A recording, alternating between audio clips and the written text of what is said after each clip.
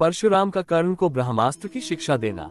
नारद जी कहते हैं, राजन, कर्ण के बाहुबल, प्रेम, इंद्रिय संयम तथा गुरु सेवा से भारी श्रेष्ठ परशुराम जी बहुत संतुष्ट हुए।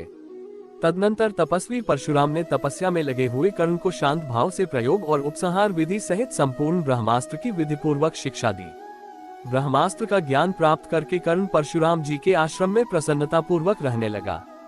उस अद्भुत पराक्रमी वीर ने धनुर्वेद के अभ्यास के लिए बड़ा परिश्रम किया। कीड़े का कर्ण को डंक मारना। तत्पश्चात एक समय बुद्धिमान परशुराम जी कर्ण के साथ अपने आश्रम के निकट ही घूम रहे थे। उपवास करने के कारण उनका शरीर दुर्बल हो गया था। कर्ण के ऊपर उनका पूरा विश्वास होने के कारण उसके प्रति सौहार्द हो गया था। वे मन ही मन थकावट का अनुभव कर रहे थे, इसलिए गुरुवर जमदग्निनंदन परशुराम जी कर्ण की गोद में सिर रखकर सो गए। इसी समय लार, मैदा, मांस और रक्त का आहार करने वाला एक भयानक कीड़ा, जिसका स्पर्श डंक मारना बड़ा भयंकर था, कर्ण के पास आया। उस रक्त पीने वाले कीड़े ने कर्ण की जांघ के पास पहुंचकर उसे छेद दिया, परंतु गुरुजी के जागने के भय से कर्ण न तो उसे फेंक सका और न मार ही सका।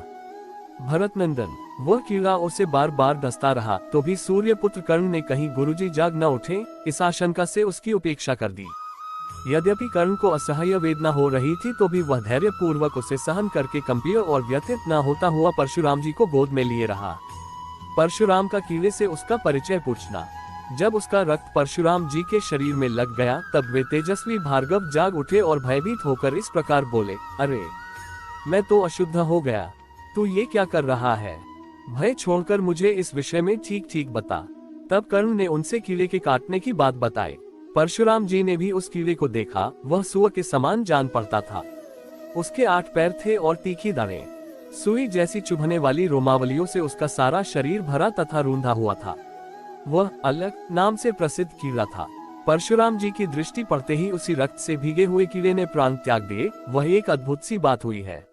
तदनंतर आकाश में सब तरह के रूप धारण करने में समर्थ एक विकराल राक्षस दिखाई दिया। उसकी ग्रीवा लाल थी और शरीर का रंग काला था। वह बादलों पर आरूढ़ था। उस राक्षस ने पूर्ण मनोरथ हो हाथ जोड़कर परशुराम जी से कहा, भरिक श्रेष्ठ, आपका कल्याण हो। मैं जैसे आया था वैसे लौट जाऊंगा। मुनिप्रवर, आपने इस नरक से मुझे छुटकारा दिला दिया। आपका भला हो, मैं आपको प्रणाम करता हूँ। आपने मेरा बड़ा प्रिय कार्य किया है। तब महाबाहु प्रतापी जमदग्निनंदन परशुराम ने उससे पूछा, तू कौन है और किस कारण से इस नरक में पड़ा था? बतलाओ। कीड़े द्वारा अपना परिचय देना। उसने उत्तर दिया, तात, प्राचीन काल के सत्ययुग की बात है। मैं दंश नाम से प्रसिद्ध एक महान असुर था। महर्षि भृगु के बराबर ही मेरी भी अवस्था रही।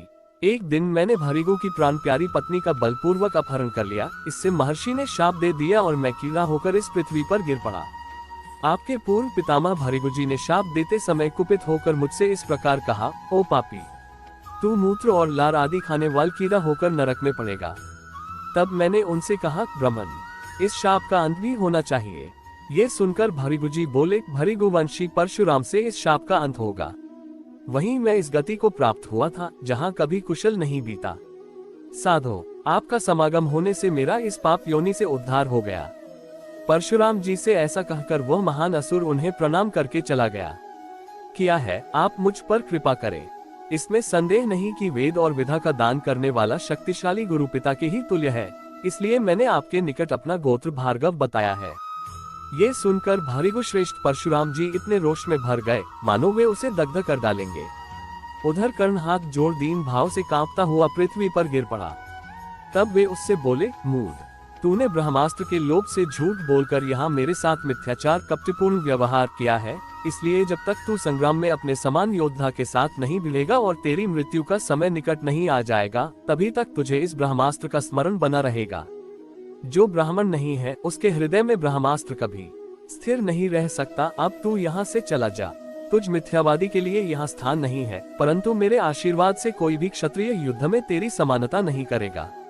परशुराम जी के ऐसा कहने पर कर्ण उन्हें न्यायपूर्वक प्रणाम करके वहां से लौट आया और दुर्योधन के पास पहुंचकर बोला, मैंने सब अस्त्रों का ज्ञान प्राप्त कर लिया।